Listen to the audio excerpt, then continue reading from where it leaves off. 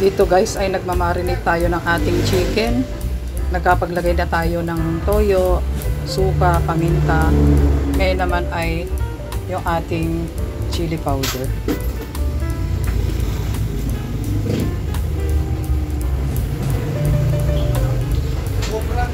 Yung ating garlic salt.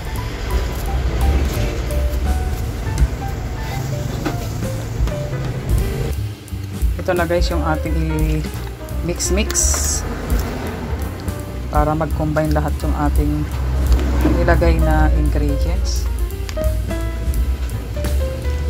At ito guys ay imamarinate ko overnight para lalong sumarap yung ating adobong manok.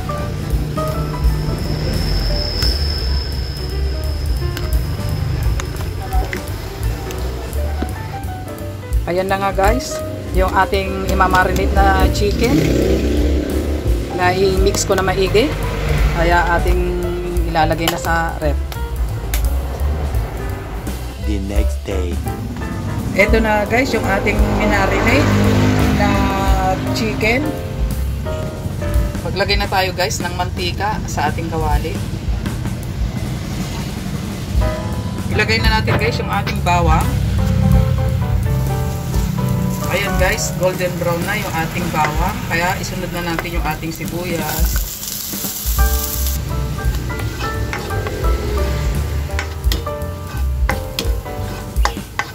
Ayan guys, translucent na yung ating sibuyas.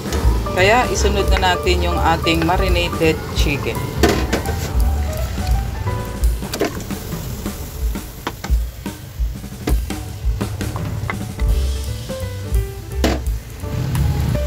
Kaya takpan muna natin siya guys. Balikan natin after 15 minutes.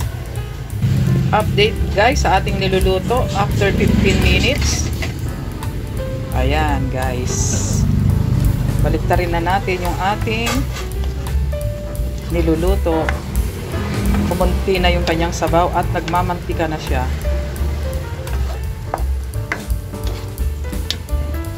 Halo-halo.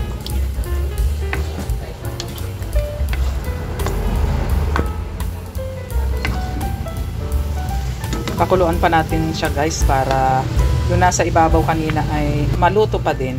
Pero ito guys ay luto na, malambot na oh. Paigayin pa natin guys ng konti niyang sauce para lalong sumarap yung ating chicken adobo. Kaya takpan muna natin. Update guys ulit sa ating nilulutong chicken adobo. Haluin natin. Wow, sarap na amoy ko na guys yung ating nilulutong chicken adobo.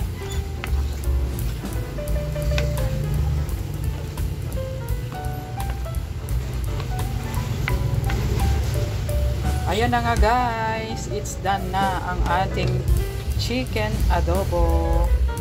Kaya thank you for watching and don't forget to subscribe. Bye-bye!